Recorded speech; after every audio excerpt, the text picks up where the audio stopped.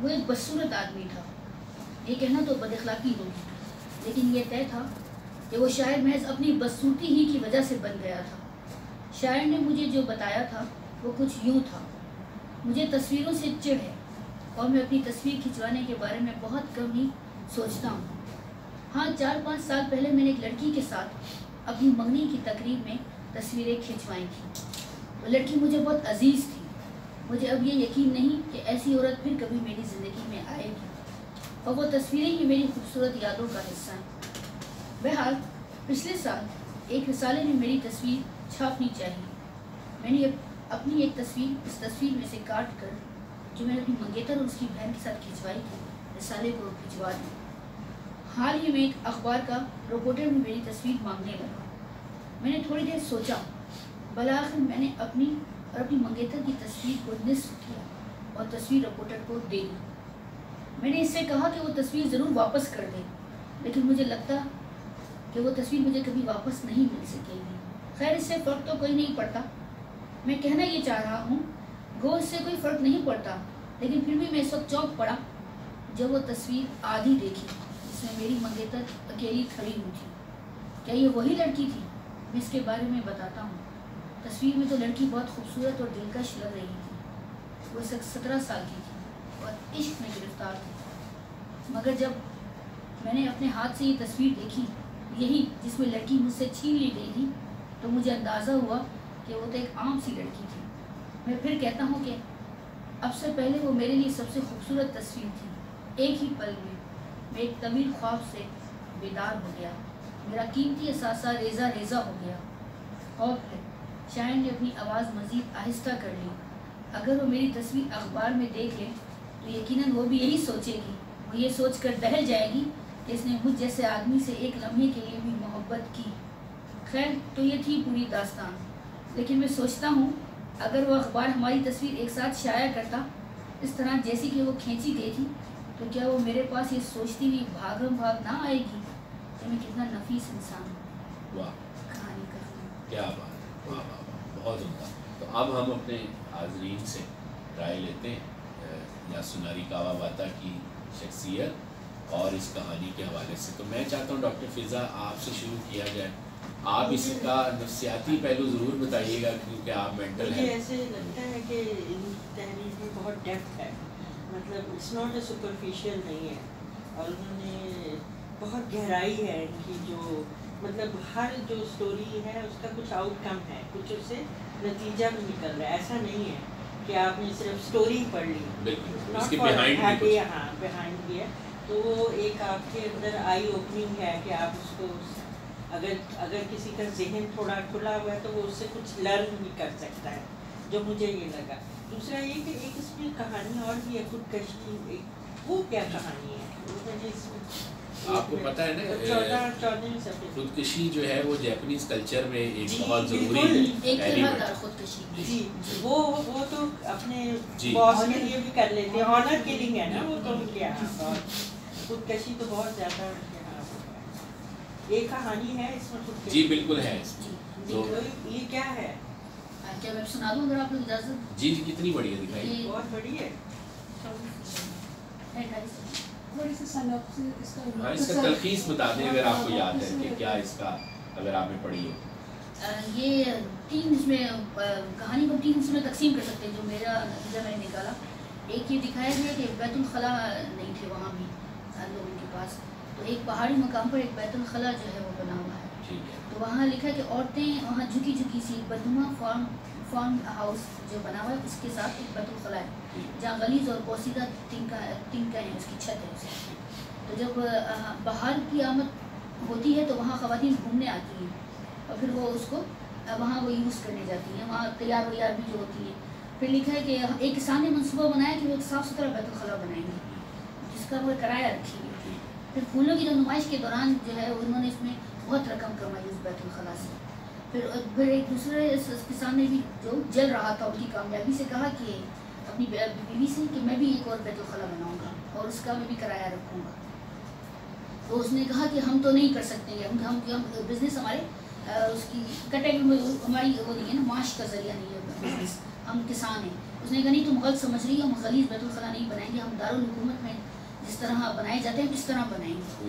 اس سے ظاہر ہوتا ہے کہ صرف دارالحکومت میں تھے بیت الخلا, تو ایک شاندار عمارت بناؤں گا میں اس میں. اچھا, پھر کسان کی بیوی نے منہ کھول کے اس کی بندقوں کی طرح بڑھ کے سنی. اس نے کہا کرایہ کتنا ہے؟ اس نے کہا 8 مان. بہرحال لکھا ہے کہ آگے جا کے بتایا انہوں نے کسی نہ کسی طرح کسان نے منصوبے کو مکمل کر دیا, اور کرایہ بھی کر دیا 8 مان اس کا مقرر. اب لکھا ہے کہ کیوتو کی عورتیں آتے جاتے اس بیت الخلا کو حسرت بھری نظروں سے دیکھتی ہوئی گزر جاتی ہیں, اور دل میں کہتی اتنا خوبصورت ہے کہ اسے استعمال بھی نہیں کیا جا سکتا. پھر کسان کی بیوی نے زمین پر پیر مارتے ہوئے اپنی بیوی جیسے کسان سے کہا تم نے دیکھا, میں اسی لیے تمہیں منع کر رہی تھی کہ اپنا پیسہ اس کام میں نہ ڈبو. تم نے اپنا سارا جمع جتھا اس میں لگا دیا, اب خدا معلوم کیا ہوگا. کچھ بھی نہیں ہوگا, تمہیں پریشان ہونے کی ضرورت نہیں ہے. جب میں لوگوں کو بلانے کے لیے نکلوں گا تو گاہکوں کی قطاریں چیوٹیوں کی طرح لگ جائیں گی. بس تم ذرا جلدی ہو جانا اور میرا کھانا تیار کر دینا. میں باہر نکل کر چکر لگاؤں گا اور بس لوگ ایسے جمع ہو جائیں گے جیسے میلہ لگا ہوا. دوسرے دن کسان معمول سے زیادہ دیر تک سویا اور تقریباً 8 بجے اٹھا اور ناشتے دان گلے میں لٹکایا اور بولا تم نے دیکھا آج تم کو دیکھ لو کہ جیسے ہی میں چکر لگاؤں گا لوگ یہاں جوک در جوک چلے آئیں گے. تو اور جو تمہارا پیسوں والا برتن جب بھر جائے تو اس پہ لگا دینا بیت الخلا بند ہو چکا ہے, اس پہ یہ بورڈ لگا دیں. اچھا, ابھی وہ یہ پھر کسان چلا گیا. اب وہ کہہ رہے ہیں کہ اس کی بیگم جو ہے وہ بیٹھ گئی اس کے باہر, وہ کہتی ہے اب سوچ رہی ہے وہ کہ اب کیا ہوگا. تو ایک لڑکی آئی, کہتی ہے 8 مان کرائے کے ڈبے میں ڈالے اس نے اور بیت الخلا کے اندر چلی گئی. پھر ایک کے بعد دیگر لوگ آتے گئے. کسان کی بیوی بہت حیران ہوئی, وہ حیران پریشان آنکھوں سے رقم کو دیکھ رہی تھی. ڈبہ جلد ہی بھر گیا. اس نے بیت الخلا بندھے کا بورڈ لگایا اور وہاں سے اٹھ کر آ گئی. جب وہ گھر آئی, گھر آتے ہوئے اس نے خوشی خوشی شراب بھی خرید لی. پھر وہ اس کے آنے کا انتظار کر رہی ہے. پھر لیکن تھوڑی دیر بعد شور اٹھا اور انتہائی سوگوار ماحول میں اس کے شوہر کی لاش گھر کے اندر لائی گئی. تو اس نے کیا تو خود مرا کیسے وہ. لکھا ہے کہ مطلب کسان صبح کو اپنے گھر سے نکلا تھا تو وہ 3 مان دے کر حاشیہ کے بیت الخلا میں چلا گیا تھا اور اندر سے چٹخنی لگا لی تھی. اور پھر جب بھی کوئی دوسرا حاضر بیت الخلا میں آنے کی کوشش کرتا تو وہ گلا کھنکار کر اپنی اندر موجودگی کا اعلان کرتا. مستقل کھنکارتے کھنکارتے اس کا گلا بیٹھ گیا اور دن کے اختتام پر اس کے گھٹنوں میں اتنی سکت نہ رہی کہ وہ کھڑا بھی ہو سکے. شہر کے لوگوں نے یہ کہانی سنی اور کہا اتنے اچھے انسان کا اتنا برا انجام, اس کا کوئی ثانی نہیں تھا. یہ جاپان کی سب سے طرح دار خودکشی ہے. بداحت کا بیت الخلا, امیدہ ہے بداحت زندہ باد. ایسے بہت کم لوگ تھے جنہوں نے یہ نعرہ نہیں دہرایا. واہ واہ کیا بات ہے. دیکھ رہے ہیں نفسیاتی اس میں پہلو کیسا زبردست ہے. جی آپ.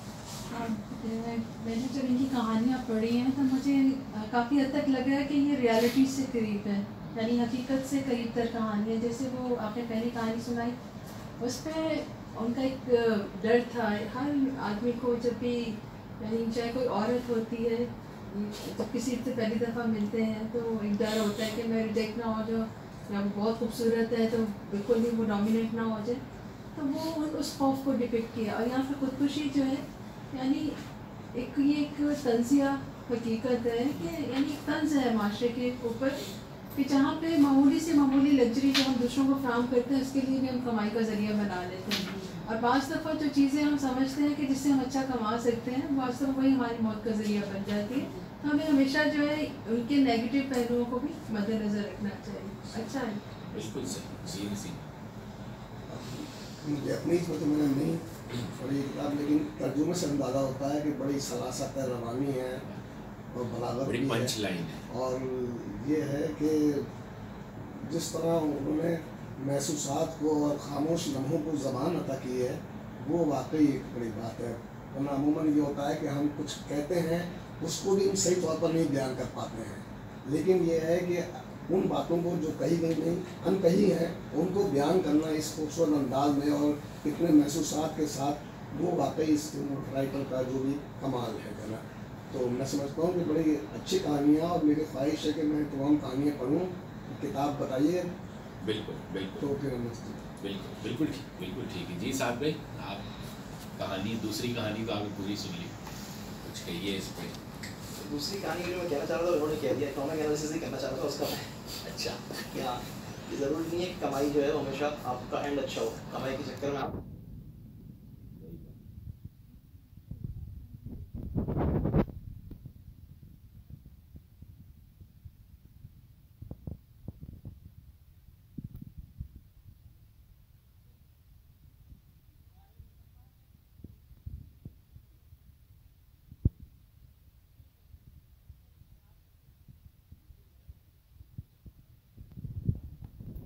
خودکشی کا ایلیمنٹ ہے وہ مثبت ہے.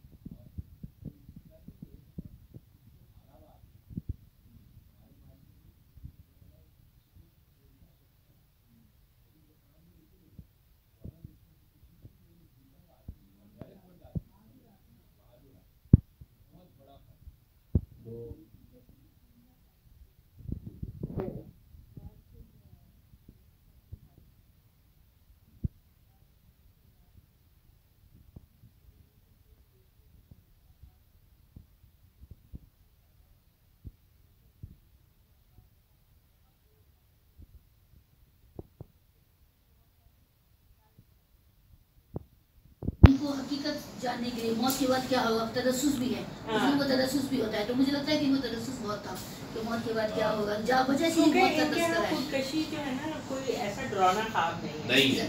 نہیں جیسے اگر ہم اپنے حساب سے دیکھیں تو ہمارے لیے ڈرانا خواب ہے. ان کے کیونکہ ان تو پیدا ہی ایسے ہوئے, کلچر ہی ایسا بڑا, تو ان کے لیے کوئی بڑی بات نہیں. اور اس کو یہ ہارا کیری کا نام بھی دیتے ہیں. موت کا خوف. نیپولین وہ کہتے ہیں نا کہ جو شپ تھا جب برطانیہ کو شکست ہوئی ہے تو وہ ہارا کری کر کے وہ کوئی جب کر نہیں پا رہا تھا تو وہ ان کے جہاز میں ان کے میں سے گزر کے اس نے سوسائڈ کی تھی. شاید آپ کو کسی کو پتا ہو. جی بالکل, بلکہ جو دوسری جنگ عظیم کی شروعات ہے وہ صحرا بھی جوانیوں کے صحرا ہے, اور وہ جو ایک ساتھ جہاز اڑے تھے وہ سارے آ کے پرل ہاربر پہ گرے تھے کیونکہ واپسی کا فیول تھا نہیں ان کے پاس. تو وہ ایک سمجھ لیں پہلی خودکشی, اجتماعی خودکشی ہی تھی وہ بھی کہ, اور وہ جو پائلٹس جنہوں نے یہ طے کیا تھا کہ وہ جائیں گے اور ان کو اس مشن کے لیے بلایا گیا, ان کی ڈائریاں بھی اردو میں شائع ہو چکی ہیں لاہور سے. وہ انہوں نے جاتے وقت جاپانی میں سب نے اپنے اپنے نوٹس لکھے کہ وہ کیسا محسوس کر رہے ہیں اس مشن پر جاتے ہوئے. بعد میں وہ پھر جاپانی زبان میں اور انگریزی میں اور پھر پاکستان میں اردو میں بھی شائع ہوئی ہے. ان کو کامی قاضی کہا جاتا ہے. تو جیسا کہ ہم کہتے ہیں نا کہ ہر جو مقتول ہوتا ہے اس کو کوئی قاتل ہوتا ہے, تو میرے خیال میں جو خودکشی کرتا ہے اس کا بھی کوئی موٹیو کوئی قاتل ہوتا ہے, کوئی نہ کوئی وجہ ہوتی ہے کہ وہ اس ایکسٹریم تک پہنچتا ہے. چاہے وہ خاندانی دباؤ ہو, چاہے محبت میں ناکامی ہو, چاہے اپنی انا کو نیچا کرنا بعض لوگوں کے لیے, انا ضد تکبر اس کو کم کرنا, سیلف اسٹیم کو بعض لوگوں کے لیے بہت مشکل ہے. کہ وہ جب آپ بہت زیادہ پولیٹیکل پلیس پہ ہوتے ہیں, بہت بڑی چیز پہ ہوتے ہیں, تو جب آپ کو نیچے آنا, ایک بندے میں ساری زندگی بچے کے بہت سی چیز سے ہو جا رہا ہے. بچے کی بات ہی ریٹائرمنٹ کے بعد ہے, بچے کو کہتے ہیں اس کو جو کم عمر بڑھتا ہے, وہ 40 سال کا ہے, کبھی سیکھ رہا ہے, لیکن وہ انویسٹر یا پیسے والا ہے. بزنس مین یہاں پاکستان میں کیا ہو رہا ہے کہ جو جن کے پاس تجربہ نہیں, وہ ایکسپیرینس بند ہے, وہ ان کے نیچے کام کر رہے ہیں. تو ہر بندہ نہیں برداشت کر سکتا.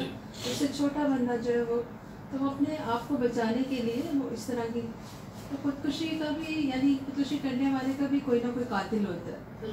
ایسا نہیں ہے کہ وہ, لیکن یہ سب ہمارے یہاں ہی ہے, جاپان میں ایسا نہیں. جاپان میں تو وہ جاپان کے جو ٹاپ 3 ادیب ہیں, جس پہلے ادیب کو نوبل پرائز دیا جانا چاہیے تھا, جو کہ کاواباتا صاحب کا بھی خیال ہے, جب ان کو ملا تو انہوں نے کہا کہ مجھے لگتا ہے کہ مجھ سے پہلے یوکیو مشیما ایک گزرے ہیں ادیب, ان کو ملنا چاہیے تھا.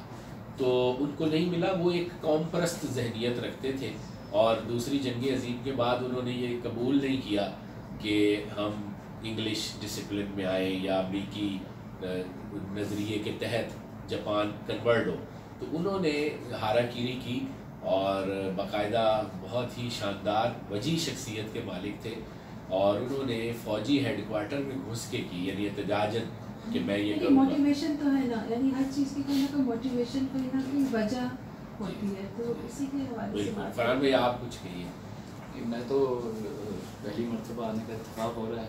ہمیشہ سے بڑا متاثر تو تھا جاپنیز کلچر, اور ان سارے خواہش بھی ہے کہ آگے چل کے ان سارے اسٹوریز کو پڑھیں گے تاکہ اور زیادہ بڑا, ہر چیز کے اوپر بڑی گہرائی ہے بے شک, اور بڑا اچھا لگ رہا ہے دیکھ کے ساری چیزیں سن کے. اس کو آگے بھی انشاءاللہ کنٹینیو کریں. ضرور ضرور ضرور پڑھیے, اور پھر کبھی اگر آپ کو وقت ملے تو آپ ہمارے یہاں اس جگہ سے کچھ اپنا ایکسپیرینس شیئر بھی ضرور ضرور بالکل. کلچر ڈفرینس بہت ہے نا, متضاد جو بالکل ہی ہمارے دو الگ کلچر ہیں. رام لال کا ہمارا فرق, جی. اور ہمارے یہاں جو ہے خودکشی جو ہے اس کو سب سے زیادہ بزدلی کی چیز سمجھا جاتا ہے. ان کے لیے سب سے بہادری کی کہ آپ جب یعنی اپنے آپ کو کوئی پھانسی دے گا تو ان کے لیے یہ ہوتا ہے کہ میں خود اپنے آپ کو کروں گا. یعنی یہ بہت بڑی بات ہوتی ہے کہ میں بہادری سے مرنا چاہتا ہوں. بالکل. آپ دوست مجھے نام. جی میرا نام رفیق ہے. میں جی میں اسلام آباد ہائی کورٹ بار کا ممبر ہوں. جی جی. تو سعد بھائی کی وجہ سے یہاں آنا ہوا. آپ یہ اسٹوری کے حوالے سے تو مجھے خود لگا کہ جاپانیز کلچر میں جس طرح آپ نے کہا کہ خودکشی کو ایک مثبت انداز میں لیا جاتا ہے تو اس میں ایک جسٹیفیکیشن بھی تھی اس خودکشی کے لیے اور سیکریفائس بھی تھا اور ایک طرح سے زیادہ کمانے کا لالچ بھی ایک طرح سے اور پھر اس کے لیے کسی ایکسٹریم لیول تک جانا. یہ ساری چیزیں مثبت اور منفی ہر طرح سے اس اسٹوری کو کور کیا گیا تھا. بہترین تحریر تھی اور میرا خود بھی بڑا فرحان بھائی کی طرح شوق پیدا ہوا ہے کہ میں انشاءاللہ ضرور چیزوں میں آپ بھجوائیں گے ہم سعد بھائی کے ذریعے سے اور پھر ان کا فیڈ بیک بھی اس پر لیں گے. ضرور. ویسے اب تک یہ سنا تھا کہ جاپانیز کلچر کے اندر کہ خدا ترسی تھوڑی کم ہے. اچھا. یہ سنا تھا ابھی تک اس چیز کو اب لیکن تحریر پڑھ کے جب یہ آپ نے پڑھی تو اس سے اندازہ ہو رہا ہے ایسا نہیں ہے. ایسا نہیں. میرا خیال ہے ایسا ہر چیز کے اندر مطلب وہ اصل میں ہمارے ساتھ ہم سب پوری دنیا میں جو ایک جدید معاشرے کا ڈراپ بیک یہ ہو گیا کہ بعض دفعہ معلومات پہنچتی ہے اس کی تصدیق وغیرہ ہوتی نہیں. آپ کر نہیں پاتے. کس چیز کی آپ تصدیق کریں گے؟ اور زیادہ تر جو معلومات جس ذریعے سے پہنچتی ہیں وہ خود ججمنٹل ہوتے ہیں. وہ اپنے نظریے سے سوچتے ہیں وہ ایڈ کر کے کہ بھئی یہ تو برا ہے یہ تو برا ہی ہے. جیسے مطلب مثال کے طور پہ جاپان میں اگر ہم فرض کر لیں ہم ایکسٹریم پہ جا کے کسی جاپانی سے پوچھیں کہ آپ کو انڈین زیادہ اپیل کرتے ہیں یا پاکستانی تو وہ اس کا جواب تو نہیں دیتے. وہ کہیں نہیں ہمارے لیے تو برابر ہے. ہندی شعبہ بھی وہاں یونیورسٹیوں میں ہے اور اردو کا شعبہ بھی ہے. لیکن مطلب میرا 11 سال کا تجربہ یہ کہتا ہے کہ یہ ذرا انڈین سے قریب ہے اور ان کے لیے ذرا ان کے دل میں جگہ زیادہ ہے. پاکستان کے لیے کم ہے. تو بدھزم اور ہندو مذہب ملتا جلتا دونوں میں نہیں. وہ یہ ماضی کے لحاظ سے تو ٹھیک ہے. اب وہ مذہبی نہیں ہے. آدھی سے زیادہ کنٹری سیکولر ہے جاپانیز. تو مذہبی وجہ نہیں ہے. وجہ یہ ہے کہ چین آپ کا دوست ہے. تو معاش کے حوالے سے بھی ہے کچھ. جی معاش کا بھی اتنا نہیں ہے. چائنا والا ایلیمنٹ بہت اسٹرانگ ہے. تو جب میں پہلی بار گیا تو مجھے سمجھ نہیں آ رہا تھا کہ میں کیسے جسٹیفائی کروں کہ بھائی ہم بھی آپ کے دوست ہیں. تو میں نے کہا دیکھیں بھائی میں آیا ہوں آپ سے بات کر رہا ہوں. اسٹوڈنٹس سے جب میں ملا ٹوکیو یونیورسٹی میں جو اردو کے اسکالر تھے تو میں نے ان سے یہ کہا کہ بھائی آپ ایسا نہیں بانٹتے نہیں ہیں. آپ نے جس طرح کی انفارمیشن حاصل کی اور اس سے آپ نے یہ طے کیا کہ پاکستان 9/11 کے بعد خاص طور پہ آپ لوگوں نے ہمیں گرے ایریا میں گرے سیکشن میں ڈالا ہوا ہے نا ہمارے ملک کو. تو میں نے کہا انڈیا میں بھی دہشت گردی ہے مسائل ہیں دونوں ملکوں میں ایک جیسی چیزیں ہیں لیکن آپ نے ذرا ہمیں زیادہ وہ کیا ہوا ہے. لیکن میں نے کہا کہ آپ اس طرح نہ سوچیں. آپ اپنا مشاہدہ کریں اپنی آبزرویشن کریں کیونکہ اگر میں آپ نیو یارک ٹائمز پڑھ کے اگر فیصلہ کریں گے کہ جناب پاکستان کیسا ہے تو میں نے کہا اگر میں نے بیجنگ ٹائم پڑھ لیا اور پھر ڈیسائیڈ کیا آپ کے بارے میں تو پھر میری سوچ بھی کچھ اور ہو جائے گی. تو بجائے آپ اداروں پہ ڈپینڈ کرنے کے آپ اپنی جو عقل ہے اپنا وجدان ہے سمجھ ہے اس کو استعمال کریں اور دیکھیں کہ کیا معاملہ ہے. تو مطلبہ بہت شکریہ. ناخن پڑھنے کی ہمارے پاس گنجائش نہیں ہے. وجہ میں سمجھ گیا تھا کیونکہ عمران بھائی جو ہیں یہ کہیں گے نہیں لیکن اگلے 10 منٹ میں ہمیں یہاں سے سمیٹ کے جانا ہے کیونکہ 4:30 پر کونسلیٹ بند ہو جائے. تو آپ آخر میں کچھ کنکلوژن اپنا کہنا چاہیں تو بس وہ کہیں پھر ہم اجازت لیتے ہیں اور ایک گروپ فوٹو ہماری روایت ہے ہم بناتے ہوتے ہیں وہ پھر ہم بنائیں. بس مختصر سی بات کہنا چاہوں گی کہ کسی بھی ملک کو کسی بھی ملک کے سماج نفسیات کو کسی بھی ملک کے لوگوں کی کسی مخصوص خطے کے لوگوں